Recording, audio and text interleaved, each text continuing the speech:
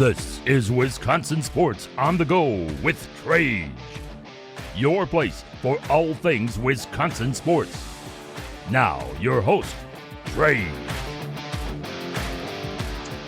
How we doing, everybody, and welcome into Wisconsin Sports on the Go with Trage. I'm your host, Trage, as we're coming in for the first ever Saturday edition of the show here. I hope you guys are enjoying your Saturday so far here. I hope you guys are enjoying your weekend. It's yesterday it was snowing, so not a great start to the weekend. Got a little slick out there. I did not expect as much snow as what we got, but it got a little slick out there, got a little icy out on the roads. Hopefully you guys were safe out there on the roadways. I know the first snow and everything happens and people forget how to drive in snow. So it's always that it's like a lesson. You got to relearn it every single year, how snow works. So anyways, that's enough about that. We have a lot to dive into today here on the show and only an hour to do it. So we're going to talk Badger hoops to start.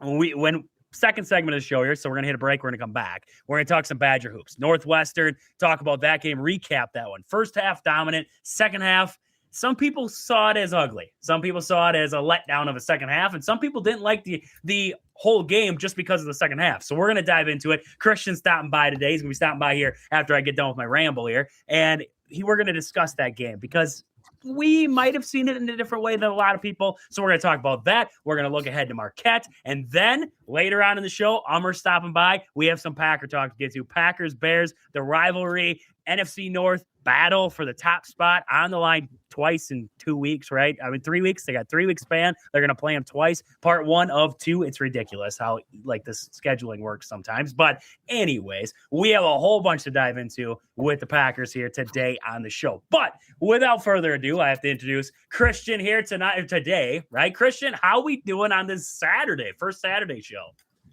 Good. I'm excited for you, man. You're expanding a little bit, huh? We're working on it. Slow. You're not busy enough. No, I'm not busy. And yeah, that's what they tell me. Not busy enough. Yeah, well, depends who you ask on that one there. But we're excited. We're excited to be here on Saturdays. I'm excited to bring you guys like Christian. Ummer's going to be stopping by later. They are some fantastic minds in the Wisconsin sporting world. And I'd love to get them out here on the airwaves for you guys. So Christian, let's start out right away with the Badger football talk that we had. Not a whole lot that I wanted to, because we're going to talk about next Wednesday. So on Wednesdays, the show is originally on Wednesdays, 5 to 7 p.m. Make sure you guys are checking it out on Wednesdays too. And now we're expanding to Saturdays. But on Wednesday, we're going to dive deeper into this recruiting class. Christian, a lot of people came off this early signing period and they looked at the number, and I think they're like, 70th or something. They're below a lot of really bad teams in recruiting. The recruiting class isn't very good, and a lot of people are really worried about this team, about the direction of the program, and it made them feel worse about Luke Fickell, everything else. What are your thoughts to what happened, what you saw? Amari Lattimore ends up leaving. We lost Pettit weeks ago, but what are your thoughts on this recruiting class and it being ranked so low? It's definitely disappointment. I think it obviously doesn't help with the season that they have. They couldn't keep Lattimore. They couldn't keep Pettit, but at the same time, there's a lot of guys that it seemed like they're just short so many times. They're in the thick of it with so many of these recruits, like 4 stars. And then they make their final 3, final 2, and then ultimately they just don't get picked. Right. So it's just one of those things where it's like they're always coming in second and they just couldn't quite get it together, and then pair that with the struggles they've had with the season. It's like, I don't know. It seems like no one's really all that excited about going to Wisconsin except for the guys they have. But again, you can kind of take it with a grain of salt. I think in my head, Fickell's coaching for his job next year. I'm not going to say he completely ignored this cycle because I don't think he did, but I think he's not going to be. In his press conference, he talked about having these true freshmen. He was more interested in the quality of the player rather than the quantity of the player. Whether that's actually the reason or not, is whatever. But I think he's even openly admitted that they're gonna bring in a lot of guys through the transfer portal. So I think he's gonna depend more on that rather than true freshmen necessarily coming in and playing. So I think, like I said, he's gonna be coaching for his job. I think that's his top priority. Is he needs to win next year, And this cycle is the 2026 recruits aren't necessarily going to be the reason he would win or lose, right? I 100% agree. And that's your problem, right? You're basically a lame duck coach, and you're sacrificing your future program on his job. He has to sacrifice what he could do in the future for now. And I completely agree, where you could go out there and you could sign 20 guys, whatever it is, but they're not all going to be ready to go next year. You need guys that are ready here. And you're not going to get that out of a recruiting class. You're going to get maybe 2-3 guys that could be ready, unless you get 5. But those guys ain't coming to Wisconsin. They're heading off to Alabama's and Ohio State's and everything else. So it's extremely tough. And I would agree. I think he's going to do most of his work through the transfer portal. That's a scary business too. So it's not like it's a sigh of relief, right, that he's going to go get some talent that's ready to go now. The problem, I think, especially offensively, is what is the identity of the Wisconsin Badgers offensively? Like, you're trying to sell a program, but what are you selling? At this point, you're selling like a vision that's not there. Like you threw up the Lego sculpture there and said, here's my sculpture, but I can't like build it for you. I'm just going to show you the Lego sculpture. Like, this is what it could look like. We don't know what it actually is supposed to look like. You know, like you had mentioned to me a couple weeks ago, you said, Jeff Grimes has openly said, I haven't been able to open up my playbook to even like a third of the playbook's been open. And it's like, okay, but why not just open it up all the way so people can see, hey, this is what we do. This is what we got. This is, what we can do with you, blah, blah, blah. We saw such a vanilla offense that what is Lattimore going to do in an offense like that? He watched the struggling offensive line. He watched backs barely. I mean, until the Illinois game, what back really had a good game for Wisconsin outside of Dupree in that one game? It's like you're trying to sell a vision that's not there, right? But at the same time, it's like, man, these guys maybe aren't that good. I could get some early playing time, right? That's you could almost use Wisconsin as a stepping stone now, right? As a young kid. And then, isn't that sad? We're a stepping stone program now, so you can hop in the portal. I just made myself feel bad by saying that. It's like, what's his name? Oh my God, the receiver that came to Wisconsin from Cincinnati Greg. Was it Will Pauling? Not Will Pauling, not Greg Paulus. That was a guard from Duke a long time. Will Pauling, came from Cincinnati. Had a really good sophomore year last year, and then jumped up to Notre Dame now, and of course Notre Dame's Notre Dame. So we're a stepping stone program now, I guess. That's disappointing. Man, we made ourselves sad here talking about stepping stone programs. That's rough. That's rough. I mean, we're trying to talk ourselves into understanding the recruiting class.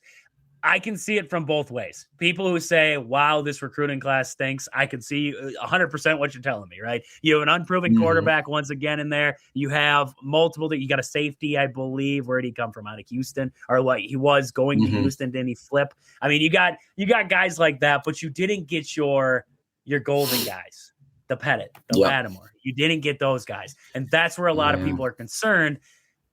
I don't honestly I know people are upset about that, but when you saw Lattimore wearing an Ohio State logo for a game, didn't you get a little like, why is he doing that? And then he's like, oh, I apologize. I didn't know that rubbed people the wrong way.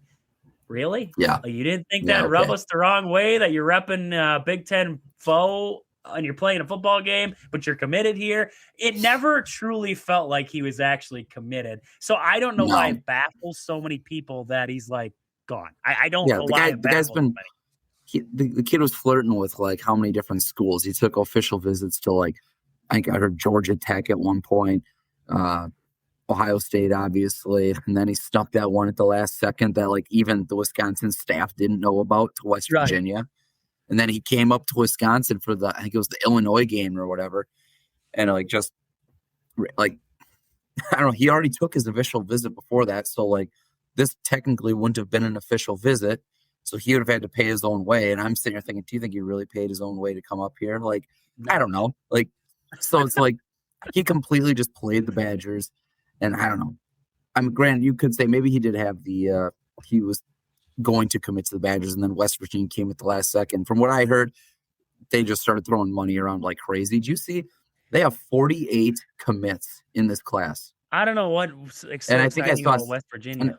No, I don't know. like nothing but money apparently. Yeah. But they have 48 freshmen coming in, and I think what did I see? 6 of them are running backs.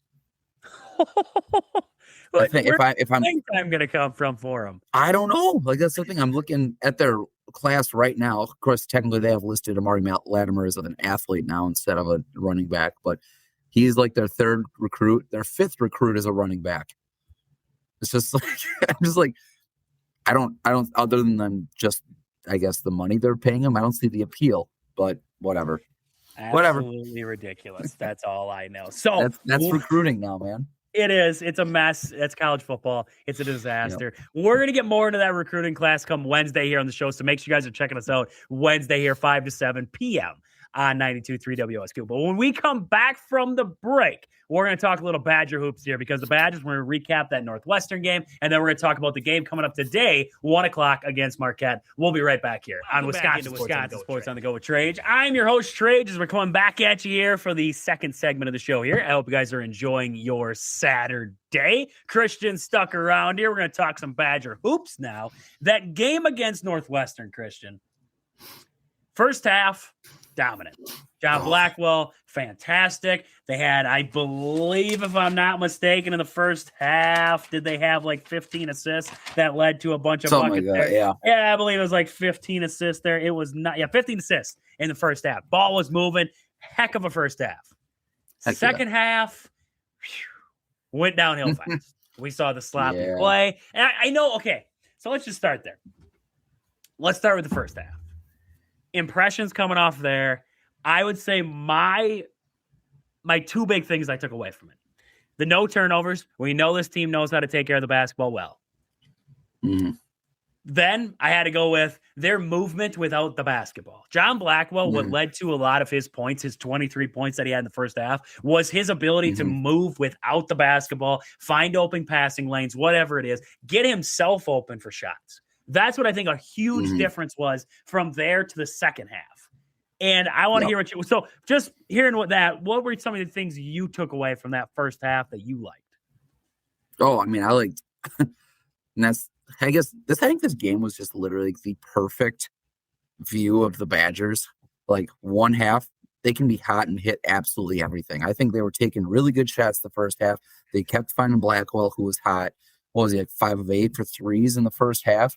Yeah. Like you said, he was constantly moving, constantly finding windows, and guys were looking for him, right? Rohde had 9 assists all game, a career high, but and he made a couple of really nice passes to Blackwell to set him up.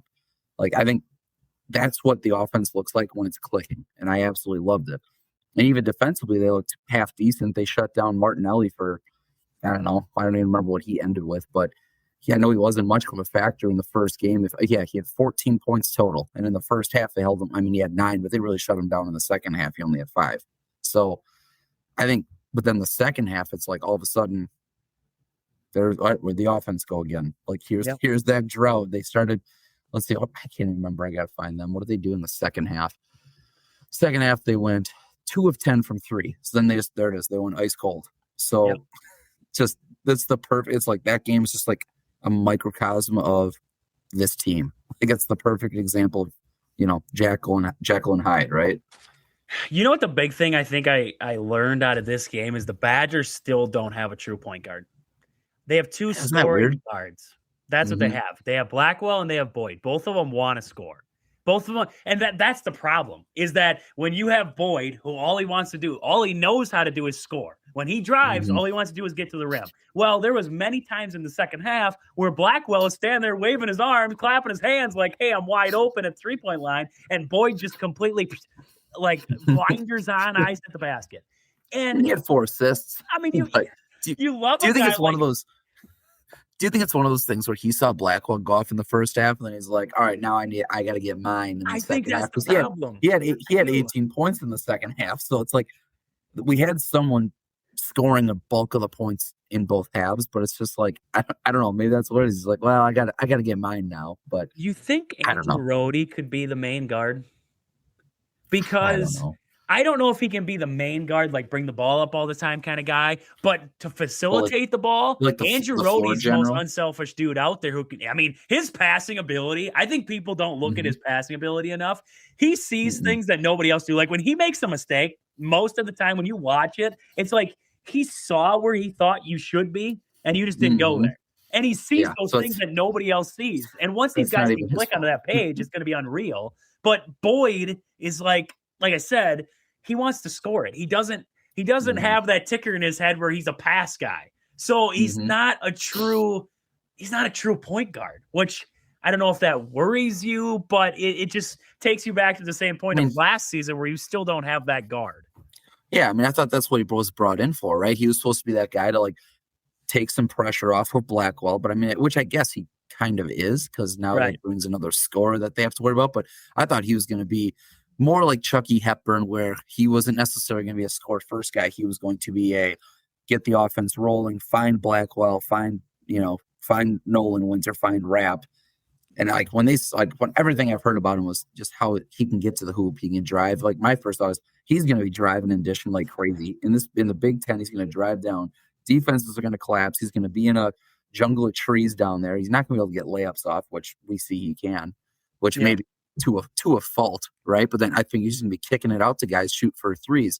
But it feels like, I don't know, he's more interested in just getting to the hoop and scoring, which I mean, I guess is a little more John Tonje-esque, isn't it? Because I felt like he did a really good job of getting to the hoop last year. The only thing is he was considerably bigger than Boyd is.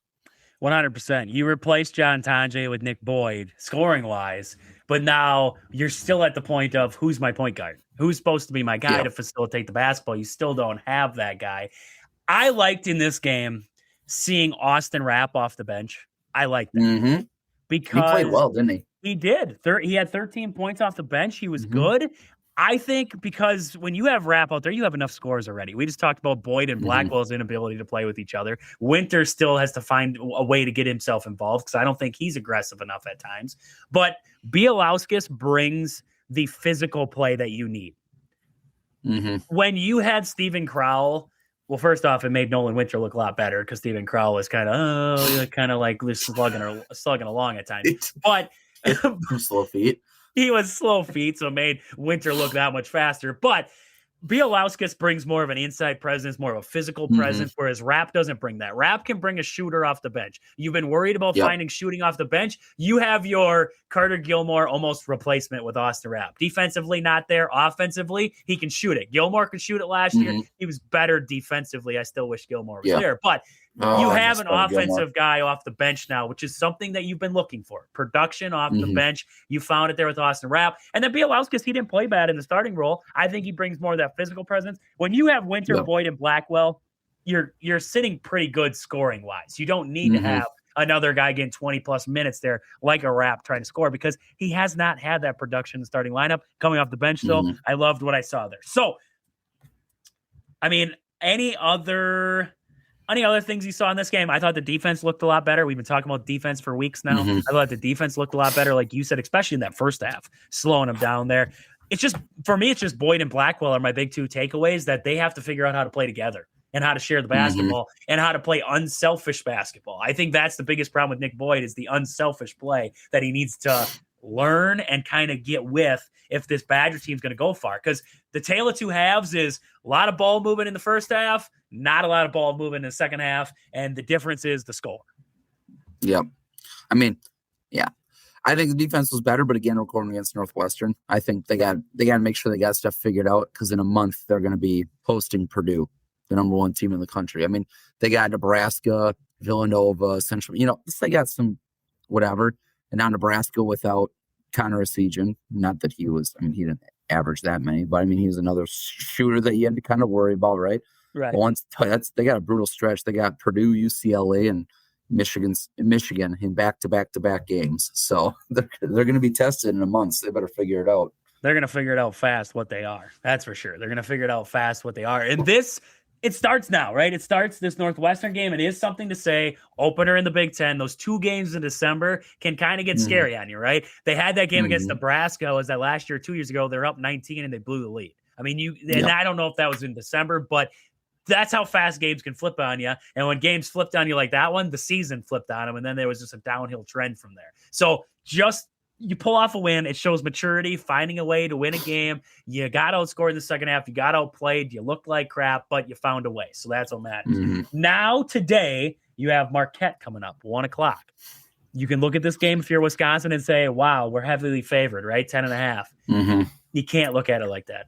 This is still an in-state rival. This is still Shaka. They know you. You know them. This is still a team that we know can score. You lost to Oklahoma in the scrimmage, whatever you want to call it. They lost by 2 to them in the regular season. So, I mean, it's like they've played, like you said, they beat Valpo in overtime, 75-72, and then they lost to Oklahoma by 1 the week before that.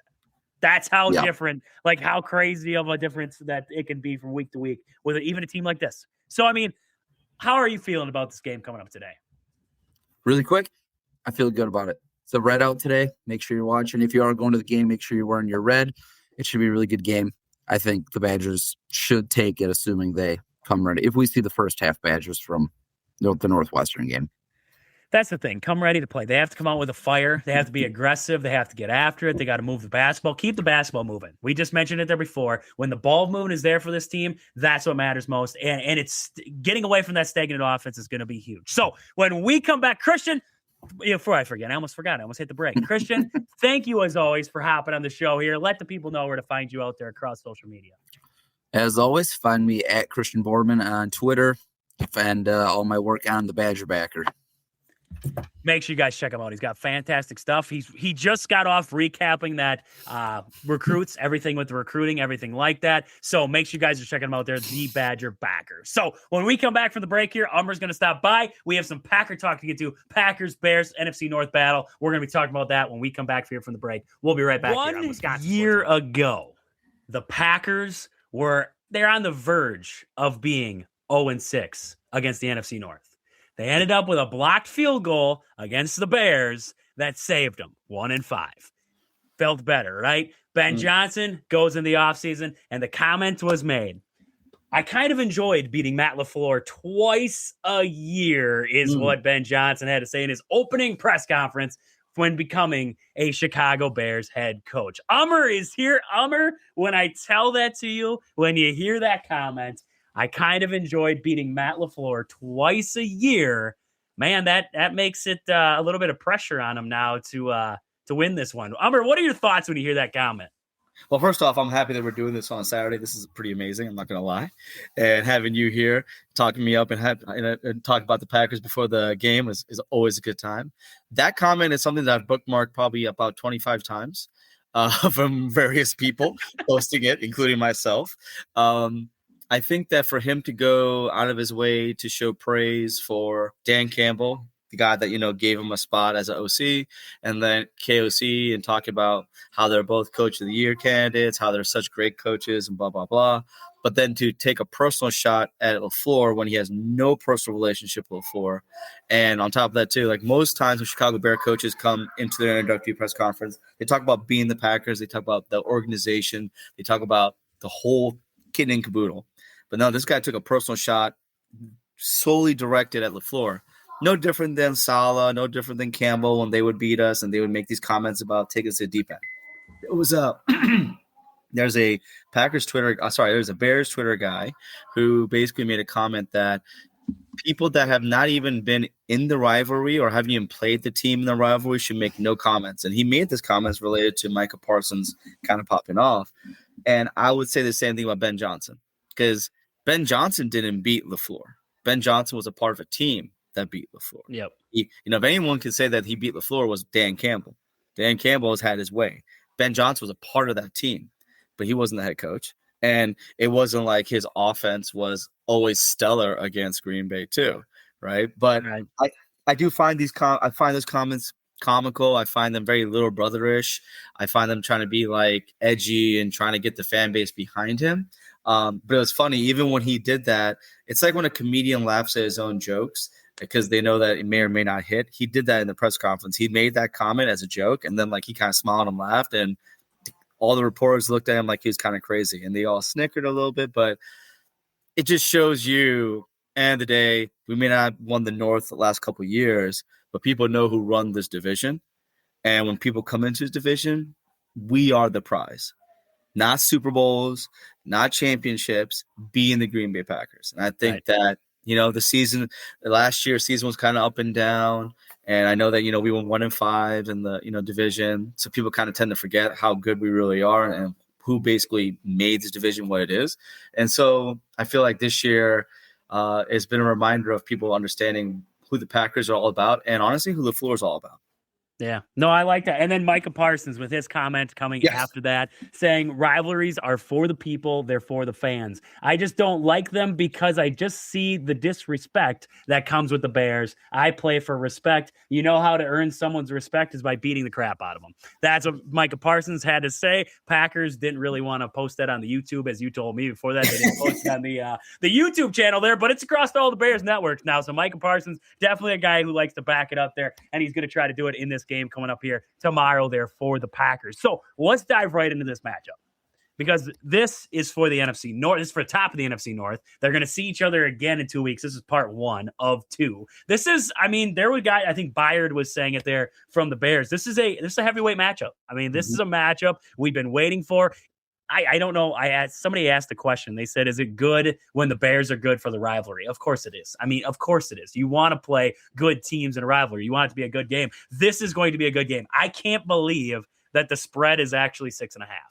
I couldn't believe that. I actually was like, I'm going to take the Bears money line if I was a betting man. Like I'm not taking the 6.5 for the Packers. So I have a question right off the bat. And I want to hear you guys' answers out there. 715-990-4914. That is 715-990-4914. Who's this game bigger for? The Green Bay Packers or the Chicago Bears? Amr, what do you think? In your opinion, is this game, is part 1 of 2, right? Is it bigger for the Packers in this one or is it bigger for the Bears? And so real quick, I just want to say something I forgot to mention previously. When it comes to Ben Johnson's comments, Jeff Halfley is going to make sure that he eats those words. I need him to. And then Steno also made a comment about how can you not take it personally? Leave it at that. So I feel like there's some stuff going internally they're not going to put out as bulletin board. But with that being said, I think that based on those comments, based on people taking digs at LaFleur, based on people taking, I guess, maybe some made-up digs at Parsons, kind of like Michael Jordan used to make things up and Tom Brady used to make things up about opponents, talking trash about them to have a little more oomph when he went into the game. I feel like it's a big game for the Packers. I feel like they have been up until just recently, they've been very inconsistent. And that the remainder of the schedule is going to be still a doozy. You still got to go to Denver. You still got to play Baltimore. And then you still got the Bears again. And then you got the Vikings. Vikings might be done by then. You may play backups at that point. But it's one of those things where this game, we've gave up a lot to get Michael Parsons in the house, and he has come through based on that. And this is a shot not only at the division, but also possibly at seed number 1. And you don't want to leave anything up to chance or tiebreakers, which don't even apply to us anymore because we have a tie on our record. Definitely think it's bigger for the Packers. I think that they need to continue this momentum going into the playoffs. And the Bears right now are the next big test. Yeah, no, I could definitely see that. I agree with you there. The Packers, and like I talked about to start off the top, the not 0-6 last year, but 1-5 last year could have been 0-6. Yeah. That kind of fuels it right now to say that it is bigger for the Packers because they're on that revenge tour. They're trying to prove that, hey, we're back and we can beat the NFC North. We can beat a team like the Bears who's playing pretty good football right now. That is something that the Packers have been trying to prove this entire year. And they got to prove it to everybody. You turn on national media and week by week, it depends who you're asking. The Chris Canty or whoever, they're going to tell you, oh, wow, the Packers lost. Jordan Love's the worst thing that's ever happened. And then the next week it's, oh, Jordan Love can lead them to a Super Bowl. Why can't he? And it's like, you can't.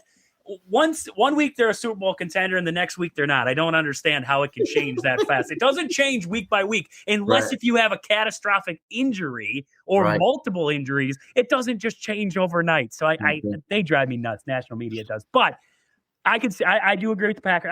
I could see the Bears too. Just because the Bears have a stretch now with the Packers twice, the Browns, and then the 49ers, and then the Lions. The Lions could be fighting for their playoff lives when that comes around at the end of the year there. Absolutely. It's a tough stretch for the Bears too in this one. And the Bears are also in like I just said, the Packers have to prove that they're there. The Bears have a lot to prove now. Because everybody's looking at this Packers team and saying, well, the Packers still are odds-on favorite to win the Super Bowl over the Bears. So this is a game where the Bears have it circled now to say, we have to win this game. We have to go to Lambeau and win this. Because if you can go to Lambeau and win this, you come back home to Soldier Field, a little bit easier. So this is a game where I could see it. Like I said, I could see it both ways, but I could also see, I'm leaning towards the Bears, but it just feels like the Bears need this for morale, for just, all their mindsets to keep this season going right now, because they have survived off of turnovers and they've survived off of, teams screwing up on the lesser side there. The point differential, if you look at that, is not very big for the Chicago Bears. They just survive. And that's where it's like, okay, now we have to prove that we could beat another good team, because the Eagles, what's the story coming off there? Oh, it's a dysfunctional team. It's a dysfunctional team. Okay, but now the Green Bay Packers, you go into the Green Bay Packers and win this one, man, that just skyrockets their season right there. That just makes a takeoff. So I could definitely see it both ways there. Let's look at this matchup now. Yeah. Let's look at this matchup. Some of the keys that we have in this one. The Bears, what do they love to do? Run the football, right? And my worry, and we kind of talked about this on Wednesday on the show, was the injury to Devontae Wyatt, right? What are they going to do without Devontae Wyatt in the room? I think Hafley is going to be the big key in this one. He's got a lot of schemes. He loves to draw some things up. And I have a list of guys, and then I want to hear what you think about this, Summer. I have a list of guys who I believe are going to be the main cogs in making this thing work without Devontae Wyatt. Rashawn Gary and Micah Parsons. Those are my two guys coming up the middle. Because he does do these stunts where he brings them across and he ends up shooting up the middle. We saw that when on the play Devontae Wyatt sadly got hurt. We saw Micah Parsons come to that inside. I could see them bringing Rashawn Gary or Mike up the middle there to try to fill that middle hole gap.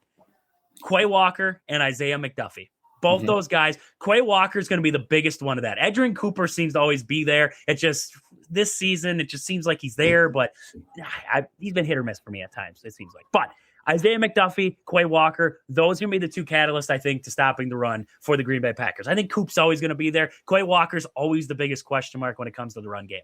I think if Quay takes that step, as he has been this season, I think they're going to be just fine there in the linebacker room controlling it. The big guy for me, though, Evan Williams, coming down from the safety spot. I watched the highlight reel this morning. Play after play after play, game after game after game of him slamming down into a hole there and just taking out a back in the backfield. That's just what he does. And he's been very good. One of the better, I would say, safeties in the run defense that I've seen this season. Evan Williams is going to be a guy for me that when he comes downhill from that safety spot, he's going to be a help control that run game. So it's going to be a committee, I think.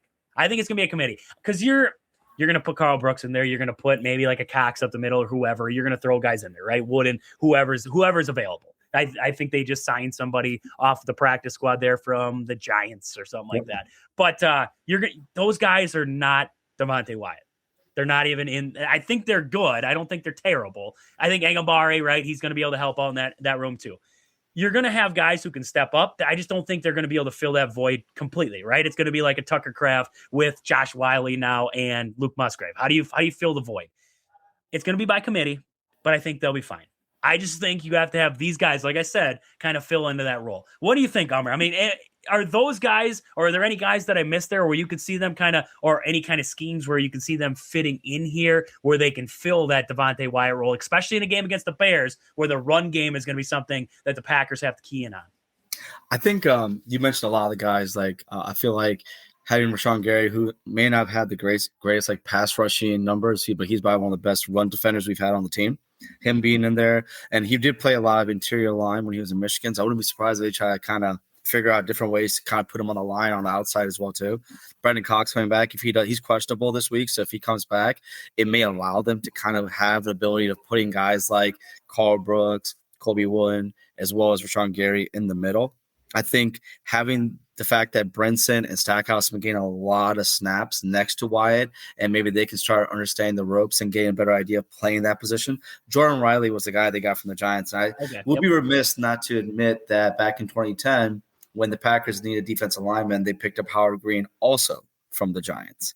So not saying there's anything going on there, but Jordan Riley, former Oregon guy, 7th round pick, 338 pounds at 6'5". So he is a pretty big dude.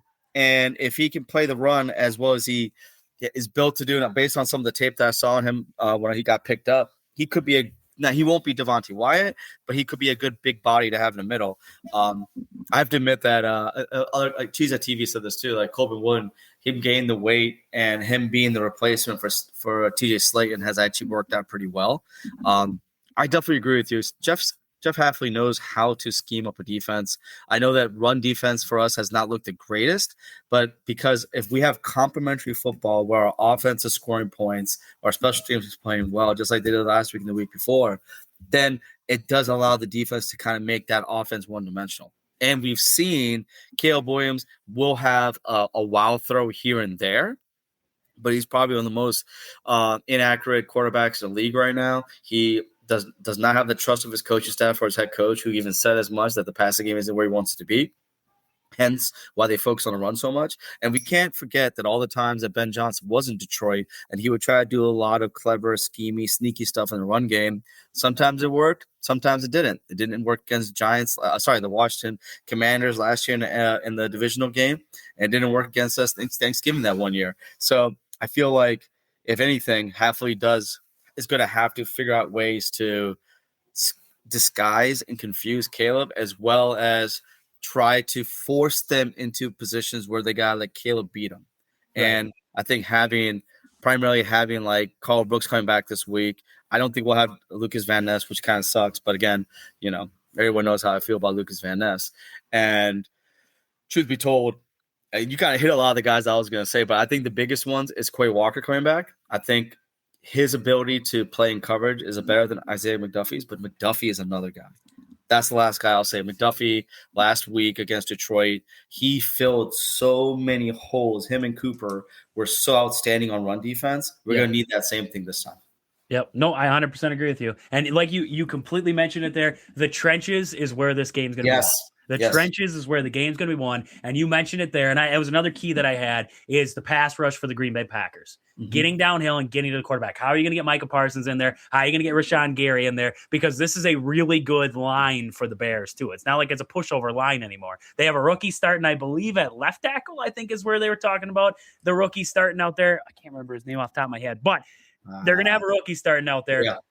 But the pass rush has got to come up big for the Packers, because if you can put pressure on Caleb Williams, that can completely change this game. So we're going to come back from the break here. We're going to hit up a little bit more Packer talk here. We're going to keep previewing this Bears game as we wrap up the show here for the day. We're going to get into the last segment of the show here when we come back from the break here on Wisconsin Sports on the Go with Trade. Back into Wisconsin Sports on the Go with Trade. I'm your host, Trade, as we come back here on this Saturday as we're getting close to the end of the show here. Last segment of the show here. And we just went to the break. We were talking about this Bears-Packers game for the top seed in the North right now. Technically, the Bears hold the number one seed in the NFL, or in the NFC right now, not NFL, NFC right now, over the Rams, tiebreakers, everything like that. So this is a big game for the Green Bay Packers. Big game for the Chicago Bears. And we were talking about the defense when we went to the break. And if you guys have missed any portion of the show, make sure you're following us across social media. You can find the links to the podcast there. Otherwise, Wisconsin Sports on the Go with Trades next day. You can find us there. Follow us across all the socials. Nothing is better. Nothing helps us out more than when you follow us there. And also, if you want to be involved in the show, make sure you text us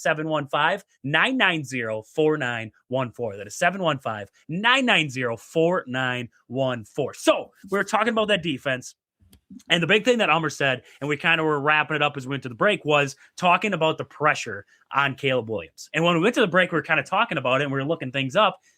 Caleb Williams holds the ball more than any other quarterback, giving him time, letting him process the game, right? And that's something that I think the Green Bay Packers, I don't know, are you, Ummer, let me ask this question. The Packers aren't a team that likes to blitz a lot, right? They like to stick with the four. They like to bring four. In a game like this, where the Bears are more than likely, they want to run the football, and if they're going to throw it, they want to give Caleb Williams his time to be able to make the throws, make the right decisions. In a game like this, if you're Jeff Hafley, are you drawing up are you blitzing him? Are you bringing the house at times just to throw him off? Because it seems like with extra time, he's okay. When he gets rushed, he might get a little wild with it, might throw you some interceptions. in my opinion, I'm going after him. Just because I'm hearing the stat that, hey, he holds onto the football more than anybody, and I know this is a pretty good offensive line, like we were talking about before we went to the break. There's that left tackle you said out of Boston College, right? The guy that's going to be filling in the rookie. So you can probably take advantage of that side, but across the rest of the offensive line, some pretty good names and some pretty good offensive linemen there. So it's going to be hard to get pressure and get some constant pressure. But bring in a couple extra, maybe bring Cooper, maybe bring Quay. I'm in the boat of doing it in a game like this, just because you can almost sell out for the run at times just because you know it's probably coming. Amr, what do you think? In a game like this, are you bringing a little bit more heat than usual to try to rattle a guy like Caleb Williams, who you know does better with more time? So yes and no. I'm with you on that. So I think we talked about how the left tackle's from Boston College, and I think he may have been there when Jeff Hafley was there. So if anything, he may know a little trick or two how to get around that guy. I think that the thing with Caleb Williams is that he does like hold the ball a lot because he has like some really nifty escapability moves. And because of that, if you blitz and you don't get home, now you're putting like the rest of your back end of your team that's out there covering man or zone. You're kind of putting them in a precarious situation, right? So you have to find a way to make sure that if you do blitz that you get home and you get them down.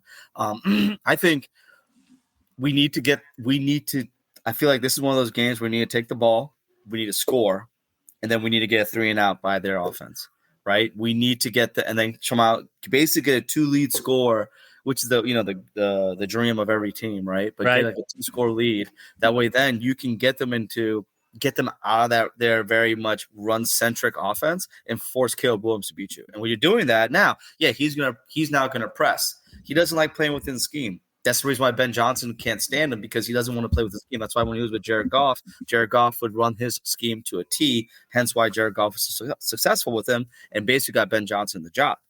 I think that I don't think you're wrong, because a part of me feels like that offensive line, the interior of their line is amazing. They paid so much money to get, Dahlman and Thuney and who's the other guy? Is it Smith? No, another guy too, to basically shore up the interior of their line. You have the rookie on the left tackle. You have Darnell White on the right tackle, who's been kind of hit or miss. And so for me, I'm with you. Like, I think you find a way to our defensive line against their offensive line. We do have the up on that.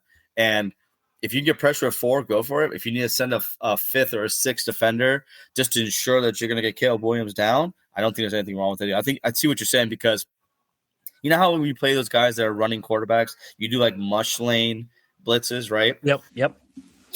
Where like bless you. Appreciate you. Like you like just thinking about the Bears just makes me sick, right? But you don't over pursue, because a guy like Caleb is going to try to flush out. He's going to try to roll out. He's going to try to find a way to get some space and make a throw downfield. Right. So you have to kind of contain him in the pocket and then force him to try to play within the scheme, or at least play within the chaos of a pocket. Yeah. And with you saying that, doing that, and also blitzing somebody, like if you have your front four just doing that, and you got a blitzer coming in, I think you're working with gas at that point.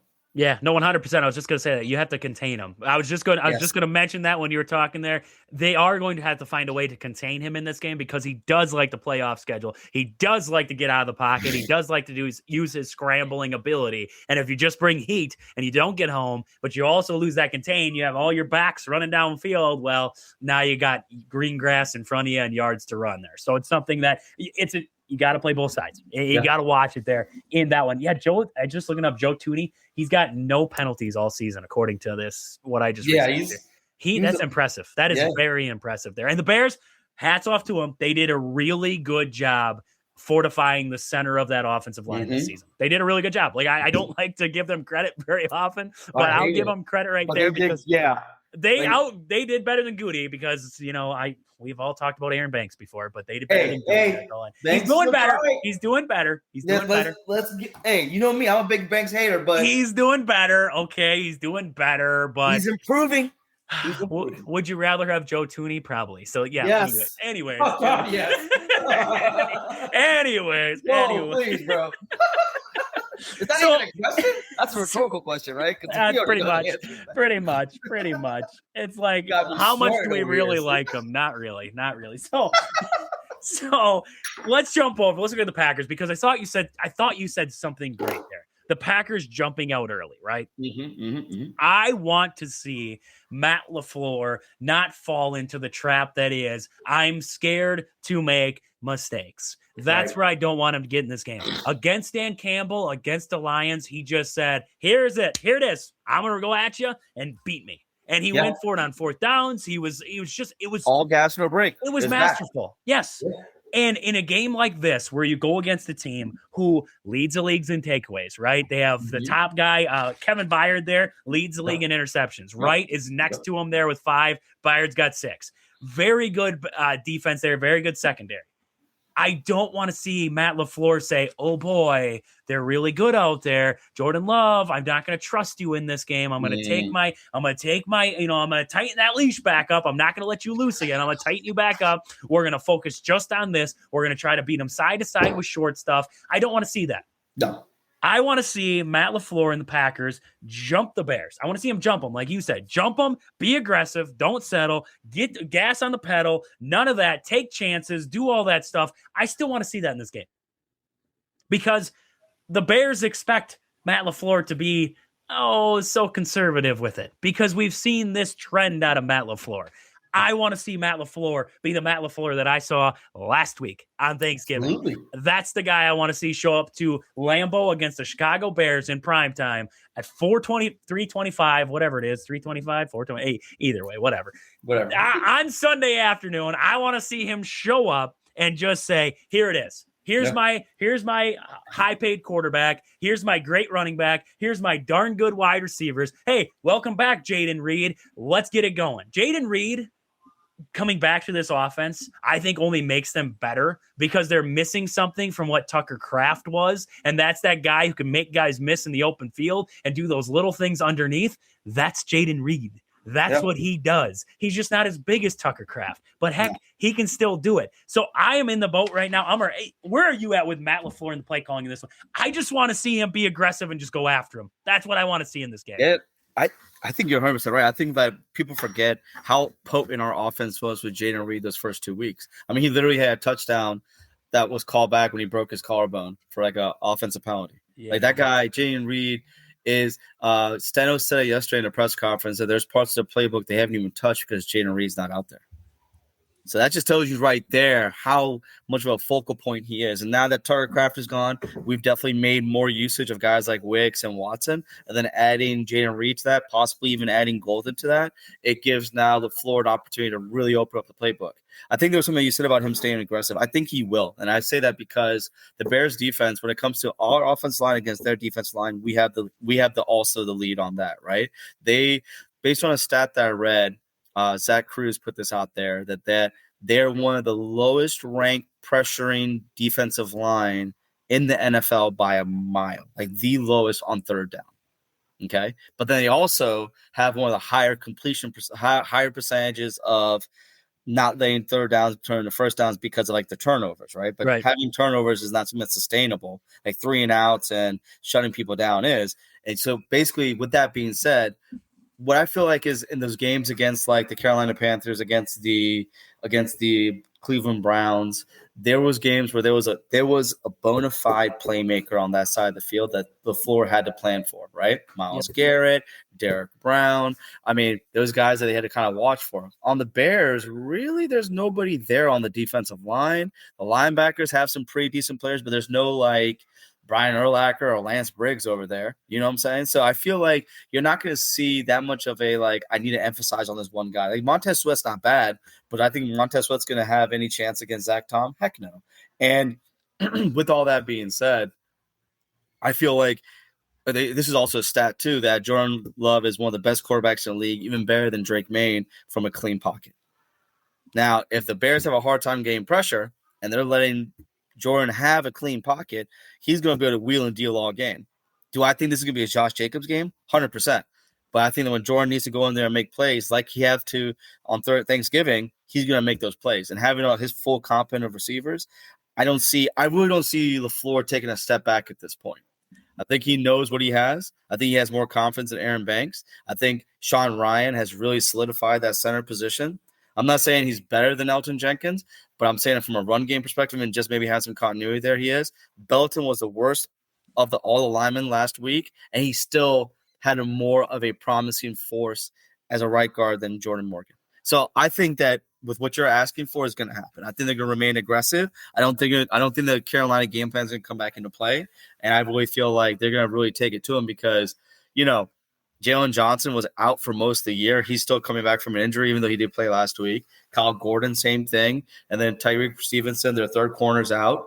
And then Nashawn, I think his name is Nashawn Wright, who's like this corner has the most interceptions on their team, and he's also giving up the most touchdowns. Yep. Nashawn, yeah, Wright's the guy. Lives by the sword, dies by the sword. So I think we're going to get what you want. I think we're going to get an aggressive game plan by LaFleur, and I hope that we have that same type of game plan on defense too.